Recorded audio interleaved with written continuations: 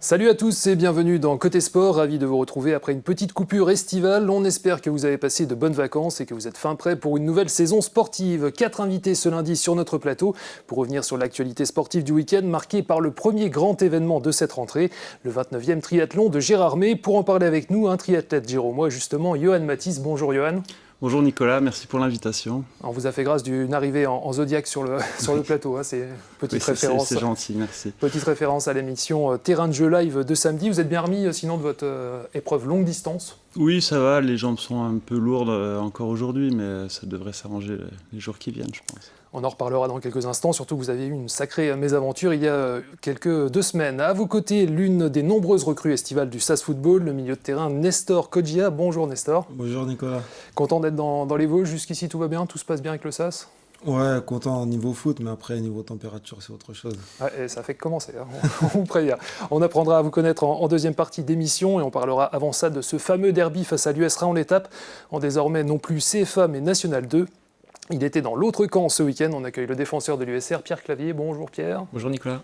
Vous en avez connu quelques-uns des derbys face à Épinal et puis sous différents maillots, on imagine. Non, surtout Rennes en l'étape. Derby avec Épinal, surtout avec Rennes en l'étape. Oui. Et puis en Coupe de France, il me semble, l'année dernière avec Golbet quand même. Exact, contre Épinal, perdu 5-0. Oui. Voilà, on n'était pas obligé de donner le score, mais on parlera dans quelques instants de votre parcours. Et pour compléter la bande ce lundi, Jacques Baudrine, notre partenaire Vosges Matin. Salut Jacques. Salut Nico. Tout va bien, les vacances se sont bien passées? Oh, c'est de l'histoire ancienne pour moi. Ouais, c'est au mois de juin, donc ah ouais. Ça y est, je suis prêt pour la rentrée, j'ai taillé les crayons, j'ai sorti le compas, tout va bien. On va pas remuer le couteau dans la plaie. Tout de suite, on passe à l'actu. On débute donc avec l'événement du week-end, incontournable, le 29e triathlon de Gérardmer que vous avez pu vivre sur notre antenne avec 2 émissions spéciales en direct et sur le lac de la Perle des Vosges samedi et dimanche. Émission présentée par Gaël Legras et proposée en partenariat avec Alabama Productions et le conseil départemental que vous pouvez retrouver sur notre site, rubrique sport, terrain de jeu. Cela étant dit, on a connu de très belles éditions en termes de météo, Johan. Là, c'était très vosgien samedi justement pour le triathlon XL. Oui, des conditions effectivement bien vosgiennes avec de la pluie, des températures vraiment très froides en haut des cols. Je pense qu'on devait être à 5-6 degrés en haut, donc effectivement c'était difficile. Après, c'est les mêmes pour tout le monde, donc voilà. Ouais, vous, ça vous va comme temps? Ah non, moi je préfère quand il fait chaud. J'aime bien la chaleur, je préfère quand il fait chaud. Là, c'est vrai que c'est un peu dur musculairement, ça a été assez difficile. Ouais, on avait appris ça en regardant l'émission Terrain de jeu live justement. Vous avez fait votre première à Gérardmer en 91 et du coup vous avez fait 10, 15 éditions, quelque chose comme ça? J'ai pas recompté, effectivement, on doit être aux alentours de 15 à peu près, ouais, je pense. J'en ai fait. Je suis passé par tous les stades, hein, des catégories enfants, en passant par la découverte. À l'époque, ça s'appelait promotion, je crois. Et après le distance olympique et puis le XL maintenant. Du coup, quelle évolution vous avez vu un peu sur ce triathlon? Aujourd'hui, il y a 1650 concurrents là, sur une épreuve comme le XL. C'est devenu une institution, hein, au niveau triathlon. En France, il est reconnu par tout le monde, en Europe aussi. Et on a des athlètes qui viennent de partout, donc c'est vrai que c'est devenu vraiment... Beaucoup de Belges, hein, j'ai l'impression. Beaucoup de Belges, effectivement. 800 cette année, c'est ça Pierre? Ouais, c'est Jacques, ça. Ouais, 800 Belges, ouais, c'est possible. Et ce qui était impressionnant, paraît-il, sur l'arrivée, c'était... Quand les concurrents défilaient, c'était des drapeaux belges qui arrivaient systématiquement. Oui, ding, ding, ding, très présents sur l'épreuve, effectivement. Et puis on les entend bien dans l'école aussi, parce qu'ils aiment bien mettre l'ambiance. Donc ça, comme sur le Tour de France. Il y a une belle ambiance. C'est vrai que la renommée de l'événement n'est plus à faire, avec un joli plateau chez les hommes notamment, et énormément de suspense, avec une succession de leaders en tête de course. On voit ici Cyril Viennot, le champion du monde 2015, qui s'est imposé. Il y avait également Sylvain Sudry, quadruple vainqueur en 2010, 2011, 2013, 2014, qui a coincé lui en vélo. Il sortait comme Cyril Viennot des mondiaux la semaine passée. Et c'est vrai que c'est une belle revanche pour lui qui a été victime d'un accident la semaine passée sur les mondiaux au Canada. Il a percuté une voiture qui traversait le parcours. Ça vous parle évidemment, Johan, puisqu'il vous est arrivé sensiblement la même chose il y a 2 semaines. Oui, tout à fait. J'ai rencontré un camping-car de près, on va dire, sur le triathlon de Vouglan en fait, il y a 15 jours. Qui a gagné. Donc, c'est le camping-car qui a malheureusement gagné, il était beaucoup plus dur que moi. Non, c'était la course ouverte, hein, la circulation, c'est très rare les triathlons comme à Gérardmer où la circulation est fermée. Et donc il s'est retrouvé dans la course et on s'est percuté. Donc plus de peur que de J'en mal, rigole, même j'en s'il y a rigole encore parce que quelques plus petits de peur que- bobos. voilà, c'est ça. Comment? Je rigole parce qu'il y a effectivement plus Oui, de peur oui, que de oui. mal. Non, c'est À vrai. part le vélo, comme vous l'expliquiez dans Ouais. l'émission, vous avez repris un vélo de route, gros hématome sur la hanche, forcément ça a impacté, sans mauvais jeu de mots, sur la course de ce week-end. Oui, certainement, je l'ai ressenti en course à pied, et puis par rapport à la préparation, la fin de préparation qui a été un peu compliquée du coup. Mais bon, voilà, je m'estime heureux d'avoir pu participer quand même à ce triathlon parce que ça me tenait à cœur. Et, Il fallait être fort dans la tête, à mon avis, hein, quand t'as mal partout. en course à pied, il a fallu effectivement s'accrocher. C'était vraiment difficile en course à pied. J'ai bien aimé la formule. Tu t'as dit j'ai nagé avec les bras, j'ai. Rouler avec les jambes, Rouler J'ai avec roulé les avec les jambes, jambes, courir avec j'ai la tête. couru avec la Avec la tête, tête, oui, oui, ça résumait bien la course. Est-ce qu'on se dit encore plus après ça, mais après les autres épreuves aussi, bon après celui-là, voilà, je vais faire une pause, j'ai plus trop envie de m'y remettre. Je vais faire une pause, ça c'est sûr. Après, on verra. C'est vrai que je suis plutôt hyperactif, donc en général, les pauses, j'ai du mal à les tenir très longtemps. Mais là, je sens que j'ai besoin de laisser refroidir un petit peu tout ça. La chute, elle n'est pas totalement passée. Enfin, j'ai encore quelques petits bobos, donc pour refaire une bonne saison, il faut toujours bien se reposer avant. Donc là, pour l'instant, on va se poser, puis on verra la suite après. Vous avez fini deuxième meilleur Vosgien, derrière Christophe Bétard qui a fait lui 17e. Il n'était pas non plus mécontent d'en finir, à la vue des conditions. On a une petite interview en boîte. Voilà, on écoute Christophe Bétard, le bel état d'esprit après cette 17e place sur le triathlon XL. Il faut se satisfaire de ce qu'on fait et puis garder les pieds sur terre et puis se dire que ben voilà, c'est ma place et puis on fera mieux la prochaine fois et puis c'est tout. Chaque année passe et se ressemble pas, donc ma foi c'est cool. Merci. Voilà, bel état d'esprit, Christophe qui se prend pas la tête. Victoire chez les dames de Barbara Riveros, la petite et sympathique chilienne 5e des Jeux de Rio en 2016, qui a bouclé le tout en un peu moins de 5 heures, à la 24e place du scratch devant Charlotte Morel. Charlotte Morel qui a gagné, elle, sur la distance olympique le lendemain. Vous avez suivi un peu d'ailleurs la course le lendemain, Johan ? Oui, j'ai ma femme qui participait aux découvertes, donc le matin de bonne heure. J'ai mon gamin, le grand, qui faisait le tri-kid. Et du coup, j'avais des copains qui faisaient le distance olympique, donc on a été encouragés aussi, les copains, l'après-midi. Victoire chez les garçons du Strasbourgeois Tom Lecomte devant le Bisontin Anatole Girotelm et puis le Vosgien de Metz Triathlon Thomas Seyer. Et puis comme si c'était pas assez, certains ont triplé le triple effort, comme le soulignait Stéphane Mailloux dans vos colonnes. Ils sont fous, ces Belges. Benoît Balestri, triathlète belge de 35 ans qui a cumulé XL découverte et DO en 2 jours pour un peu plus de 10 heures et 16 minutes d'effort. C'est dingue. C'est dingue. Ils auraient pu faire le riz noir samedi soir, ça aurait été. Ouais, histoire de. Feignant, là. Puis pourquoi pas un petit match de foot là en fin Aussi, d'après-midi. le derby. Tiens. Voilà. On passe au football justement avec ce fameux derby de National 2, avec ce CFA désormais 23e opus dont le 10e en championnat. On fait confiance au monsieur foot de Vosges Matin, Francis Verdun, sur ses chiffres avec une statistique implacable pour l'US Raon, 5 défaites et 5 nuls. Et encore une fois, vous étiez dans la peau de l'outsider, Pierre forcément. Épinal 5e au classement, Raon lanterne rouge avec 3 défaites en 3 journées, d'où une certaine fébrilité, on peut le dire comme ça, en début de match. C'est sûr que le derby, je l'avais dit, venait un petit peu tôt par rapport à notre début de saison. On ne l'aborde pas avec beaucoup de sérénité. On le voit dès le début du match, on accumule quand même pas mal de petites erreurs. Donc forcément, dans nos têtes, c'est bien plus compliqué qu'Épinal pour commencer le match. Ouais, un premier sauvetage d'Abdoulaye Ba et puis l'erreur de Faizoula Semsek qui tente de dribbler Driss Trichard, qui récupère la balle et envoie Désiré Segbe vers le but 1-0 à la 13e minute. Semsek qui va manquer de se rattraper dans la foulée, mais qui était un peu esselé face à la défense pinalienne. Il faut dire qu'il manquait Johan Dufour aussi de votre côté, Pierre. Oui, il manque Johan Dufour, il manque aussi notre capitaine Wilfried Rother. Donc ça fait quand même 2 absents de marque, surtout qu'on est quand même limité en effectif. Donc forcément, dès qu'on a 2 absents, ça se ressent. Donc voilà. On va voir la faute sur vous, Nestor. Là, c'était à la demi-heure de jeu. On a eu un petit peu peur sur le coup. Qu'est-ce qui se passe Ouais, c'est sur une prise de balle, je vais aller vers l'avant, donc je ne vois pas derrière moi. Et après, je sens son pied toucher ma cheville. Donc elle a tourné un peu, c'était léger, mais plus de peur que de mal. On a eu peur aussi un peu que ce derby dégénère, mais en fait l'arbitre a plutôt bien joué le coup avec une biscotte pour chacun des 3 joueurs. Et puis là on a vu votre coéquipier l'Italo-brésilien Mazei qui n'a pas dû se faire que des copains Raon l'étape sur ce coup, surtout qu'il a envoyé Désiré Segbe vers le deuxième but 2-0 juste avant la pause à la 44e. Quel a été un peu le discours à la mi-temps, Pierre? C'est un petit peu le même depuis le début de saison. Il y a un manque d'efficacité dans les 2 parties de jeu, offensive et défensive. En plus, à partir du moment où on est en bas de classement, la moindre erreur, on la paye cash. Donc, ouais, un bon manque d'efficacité, surtout défensive. Là, je vois, il y a quand même des sacrées largesses derrière et des pertes de balles qui nous font très mal aussi. Pas mal de glissades qui nous ont perturbés aussi. Donc, ouais. Ça a fait beaucoup de choses à dire à la mi-temps.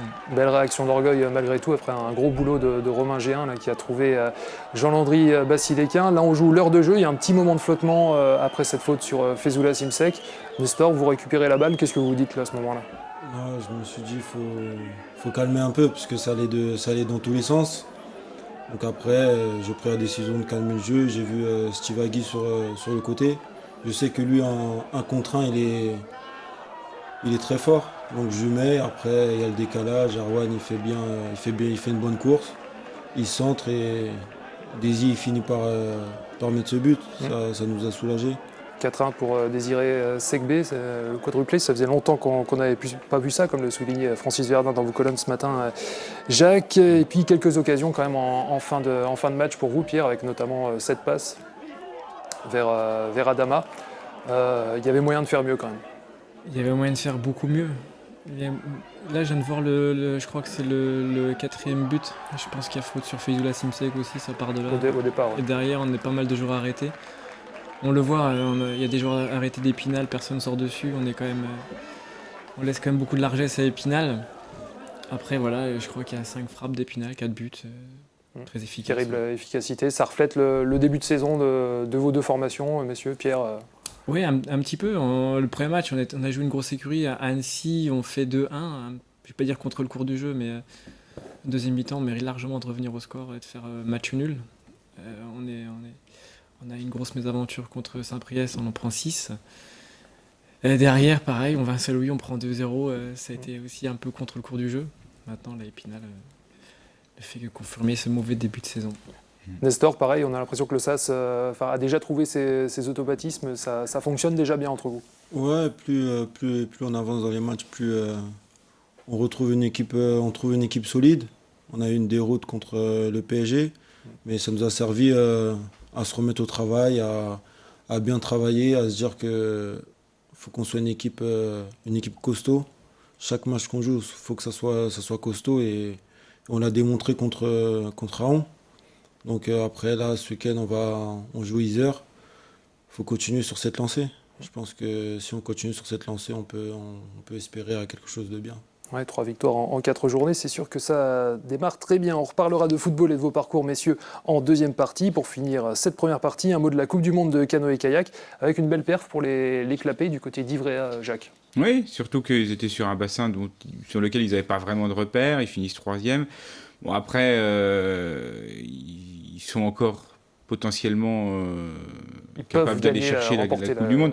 Mais surtout que sur le bassin de CO, ils auront plus de repères, justement. Parce que les points sont doublés lors de la dernière manche. Oui, c'est ça. Oui, ça, c'est une petite photo que Richard Péché nous a envoyée ce week-end. Après, il y a quand même une démonstration de force des Tchèques ce week-end, puisqu'ils finissent 4e en cumulant des fautes. Ils étaient visiblement nettement au-dessus. Ça sera à eux d'enfoncer le clou assez haut, mais on ne sait jamais. Ils peuvent faire un coup. Ils sont plus gestionnaires que les Tchèques qui sont à l'attaque sans arrêt, donc ils peuvent aussi partir à la faute. Ouais, ça peut passer. Et puis, de toute façon, le gros objectif, ça sera les mondiaux à Pau, bien sûr, fin septembre. Pas de bol en revanche. Nouvelle contre-performance pour le kayakiste Mathieu Biazizo, qui n'a pas réussi à intégrer la finale. Et puis, dernière. Mais Mathieu, c'est pareil. Ouais. Mathieu, lui, c'est un attaquant, donc là, c'est pas passé en demi. Mais il peut aussi claquer une perf à la fin du mois à Pau. Hein. C'est un garçon, sur une journée, il est capable d'énormes coups, quoi. On lui souhaite bien évidemment. Et puis dernière news en MXGP, Romain Febvre n'est pas allé au bout du Grand Prix de Floride. Une grosse chute visiblement, d'après ce qu'on a vu. Oui, alors je n'ai pas spécialement de nouvelles sur son état de santé. Bon, une chose est sûre, c'est que ça le stoppe dans son élan, parce qu'il était enfin reparti au premier plan. Il avait fait un podium en Suède. Et là, ça tombe vraiment mal, quoi.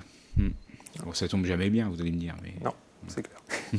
Une virgule et on s'intéresse tout de suite un peu plus à nos invités.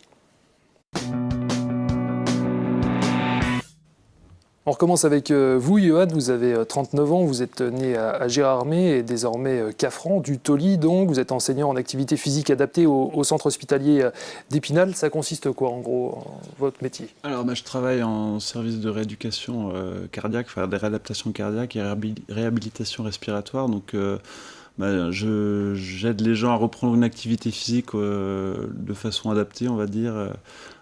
En essayant d'adapter les activités physiques pour qu'il y ait le moins de risques possible et surtout leur donner envie, on va dire, de reprendre ça en toute sécurité. Alors, ce métier plus le sport, ça donne un projet aussi qui vous tient à cœur de coaching personnalisé. Oui, ça me trotte dans la tête depuis un petit moment, effectivement. J'aimerais bien partager un petit peu mon expérience de sportif, au niveau de la compétition, mais aussi mon expérience dans le domaine de la santé. Ça fait 10 ans que je fais ce métier-là, donc j'aimerais bien essayer d'accompagner individuellement éventuellement des personnes qui souhaitent reprendre une activité physique après une longue interruption ou après un problème de santé. C'est quelque chose qu'il faut que je creuse un petit peu dans les mois qui viennent. Vous l'avez dit tout à l'heure, vous avez commencé le triathlon à Gérardmer en 91, quelque chose comme ça, avec les catégories enfants. Par contre, cette année, ça sera probablement le dernier de la saison. Oui, certainement. J'avais un triathlon par équipe prévu avec des copains dans 15 jours, mais là, au vu de ce qui s'est passé il y a quelques jours avec cet accident et puis la récupération qui se fait un peu plus difficilement, je pense que je vais rester prudent et arrêter là pour la saison 2017, effectivement. Sinon, quel bilan vous tirez un peu de cette saison? Vous aviez fait 22e du Xterra France, une belle place, il me semble, aussi en Belgique. Oui, je crois que j'avais fait 22e également en Belgique. J'avais fait un podium aussi au Scratch à Belfort sur un triathlon classique. Je crois que on a fait le tour. Ça fait pas énormément de compétition, je suis pas non plus...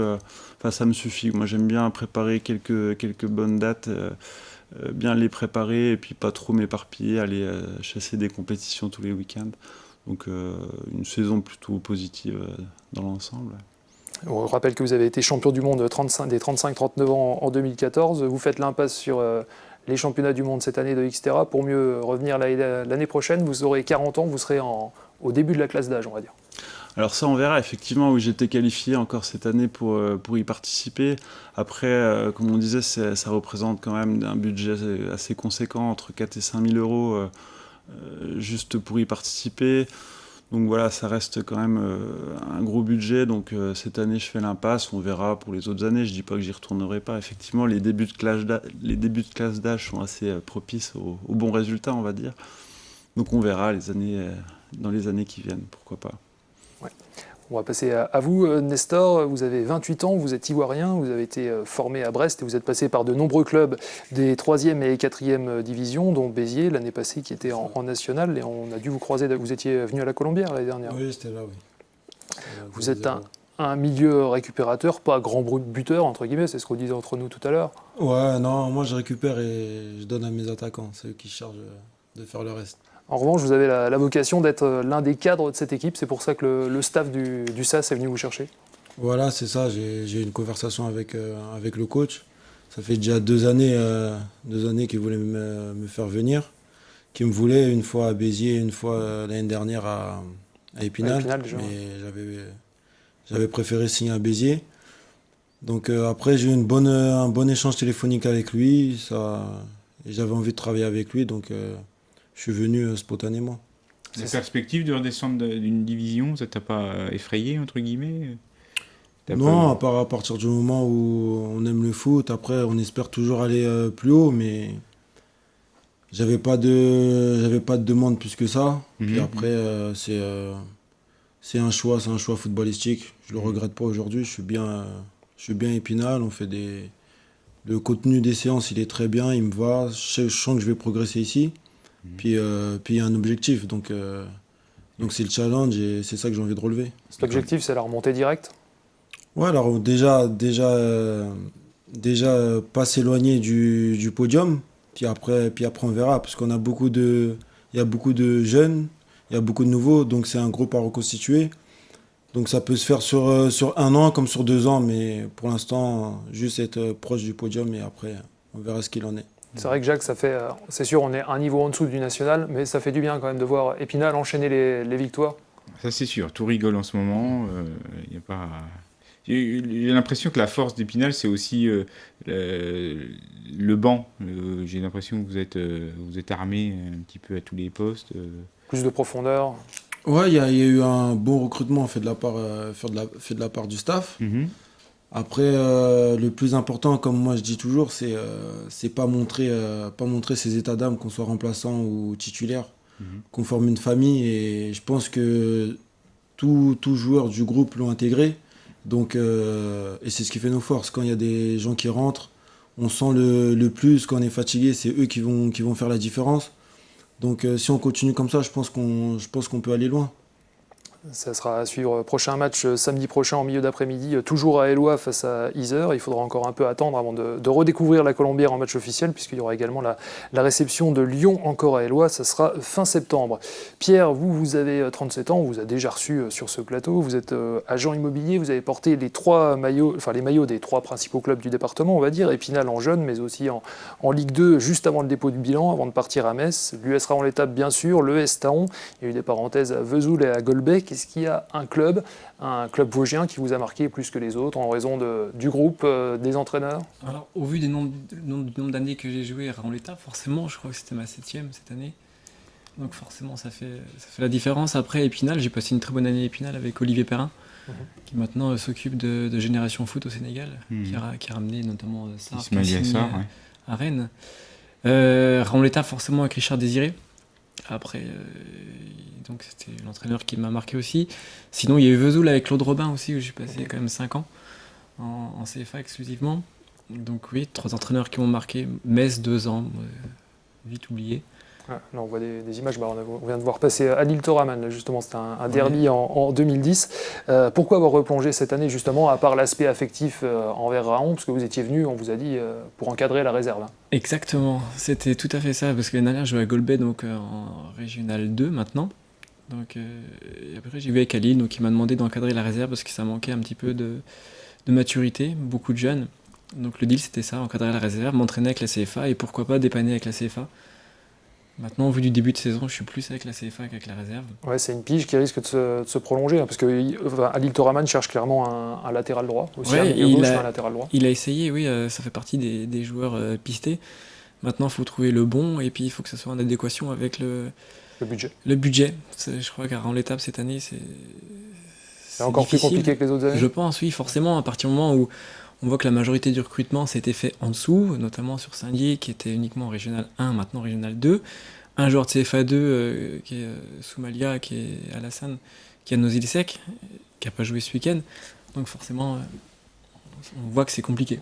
Je parlais tout à l'heure de la qualité du banc spinalien. Ce qui va manquer à Raon, c'est justement la taille du banc, quoi. Vous êtes un petit peu... Oui, forcément, on est impacté par ça. En plus, on perd, je crois, 3 joueurs. Irep qui signe en national, Diakota qui signe en national, Teti qui s'est fait les croisés. Ça fait 3 joueurs en moins qui n'ont pas été forcément remplacés. Et donc on n'a pas un joueur qui vient du dessus du tout. Et essentiellement du dessous, donc forcément c'est plus compliqué pour Raon-l'Étape qu'Épinal, je pense. Ouais, et puis c'est vrai qu'il y a, traditionnellement, on a envie de dire, il y a souvent des automnes compliqués à Raon-l'Étape, notamment à cause des blessures qui s'accumulent et puis de ce manque de profondeur de banc. Ouais, là c'est pas forcément les blessures, on a un blessé, un suspendu, donc c'est pas forcément ça, c'est plus maintenant en termes de quantité d'effectifs et de qualité. On éprouve des difficultés. Ouais. Et comment tu dures, toi, de 38 ans Comment je dure face aux jeunes, tu es le Benjamin Nivet de Raon. J'ai croisé à Annecy, il y avait plus vieux que moi, il y avait Barbosa qui a joué, il m'a dit il avait 41 ans, donc Sorlin qui doit avoir mon âge ou un peu plus, et Accrour qui en a 40 aussi. C'est un côté rassurant. Bon, ça va. Ouais. Non, comment je gère ça Non, ça a toujours été physiquement, j'ai la forme, donc c'est ce qui compte. Voilà, malgré tout, pour Raon, on vous rassure, il n'y a pas péril dans la demeure, parce que vous êtes dernier, mais seulement à 3 points du premier non relégable. Donc on espère. 3 points, j'ai vu ça, c'était Belfort. J'ai eu Anthony Accard avant de venir ici, qui est joueur de Belfort, il m'a dit on n'est qu'à 3 points, donc ça fait que rien n'est joué. De différence. Et puis je crois, ma première année en national à Raon-l'Étape, on a commencé par 4 défaites. Et on s'est maintenu la dernière journée. Voilà. Bon, on espère que vous maintiendrez avant la dernière journée. Voilà, Éviter un peu ce suspense. Pour finir, messieurs, j'aimerais revenir un peu sur l'actualité internationale de cet été 2017. Qu'est-ce qui vous a marqué? On vous avait demandé, Johan, vous, c'était déjà les championnats du monde d'athlé avec ce formidable triplé français. Oui, les mondiaux d'athlé, effectivement. Après, j'ai suivi ça d'assez loin parce qu'on était en vacances en montagne, donc loin de la télé. Mais oui, on a suivi ça quand même assez avec la radio, on va dire. Et puis l'UTMB ce week-end qui s'est bien disputé. C'était assez chaud apparemment. Donc, avec un gros plateau, ouais, ce triplé en or, c'était bien sûr Pierre-Ambroise Bosse sur 800 mètres, Kevin Meyer, le décathlonien, et Johan Diniz, qu'on voit derrière moi sur le 50 km marche. Autre actu très importante cet été, Pierre, Nestor et Jacques, je n'en avais pas parlé avant, mais puisque vous aimez le foot, bien sûr, j'ai retenu le transfert de Neymar au PSG. Nestor, c'est marquant, ça... C'est quelque chose d'incroyable. Je pense pas qu'un jour les Français allaient penser que Neymar allait venir en France. Ouais, on en rigolait il y a encore un an. Ouais. Voilà, tout le monde disait que ça serait impossible. Maintenant, tout le monde se réjouit. Il y a eu des pour, des contre, mais aujourd'hui, quand Neymar va arriver dans des stades, c'est lui qui va remplir les caisses, donc tout le monde sera content. Donc c'est une bonne chose pour vous, Pierre? Oui, un transfert stratosphérique. On va dire, on va pas encore parler de foot, mais c'est vrai que c'est vraiment le fait marquant de cet été, d'avoir Neymar dans son championnat de Ligue 1, c'est quand même une tête de gondole immense. Hein. En plus, il n'a que 25 ans. Ronaldo, c'est au-dessus de 30 ans, mais si c'est 30 ans, et Neymar, c'est 25 ans, ça veut dire qu'il a encore perduré un bon bout de temps. Et je pense que c'est génial pour la Ligue 1. Oui, par-delà le prix de son transfert, ce qui est génial, 222 millions. C'est que ce gamin, entre guillemets, je trouve qu'il donne la banane. Quand on regarde PSG Toulouse, si on est toulousain, on sort de ce match-là, on rigole, quoi. Je veux dire, c'est un bonheur. Il respire le foot, il donne envie de regarder les matchs. Moi, je suis sûr que les droits français vont exploser. Ola, s'il peut gueuler, il prendra les sous. Hein. Ouais, bien sûr. Après, ce qui peut faire peur, c'est cette affaire de fair play financier. Bon, parce que voilà, on n'aura pas trop le temps d'en parler, mais en plus le transfert le prêt de Kylian Mbappé avec obligation d'achat pour l'année prochaine. Donc forcément, mais nous, il y a on va se régaler. questions. Les Espagnols, ils font le groin. Et ils sont mauvais joueurs sur ce coup-là. Ils vont essayer d'embêter, mais bon, je pense que ça va passer. Parce que en termes européens, en réglementation européenne, je crois que le fair play financier, on s'assoit dessus, donc c'est pas grave. Ouais, et puis on a parlé donc de l'UTMB, vous en avez parlé rapidement, Johan Matisse, avec évidemment un plateau énorme cette année, et puis la 3e victoire de François Den devant Kylian Jornet. Les deux hommes en sont à 3 victoires chacun, et puis l'Espagnol a donné rendez-vous en rigolant sur la ligne d'arrivée à François Den pour une prochaine édition. On a sûrement franchi un nouveau cap en termes de médiatisation. Félicitations à tous les finishers, et en particulier les Vosgiens et les copains engagés sur la CCC notamment, Fred et Alexis. La semaine prochaine, on parlera justement d'ultra sur ce plateau avec le deuxième grand événement de l'année, l'Infernal Trail des Vosges. On parlera aussi de handball. Merci à tous les 4 d'être venus sur notre plateau ce lundi. Championnat du monde de VTT aussi la semaine prochaine, ce dimanche. Ouais, on en parlera aussi. Merci à tous les 4 d'être venus sur notre plateau ce lundi. Merci. On vous souhaite le meilleur pour la suite. Merci à Johan Lagrange et à toute son équipe pour la réalisation de cette émission.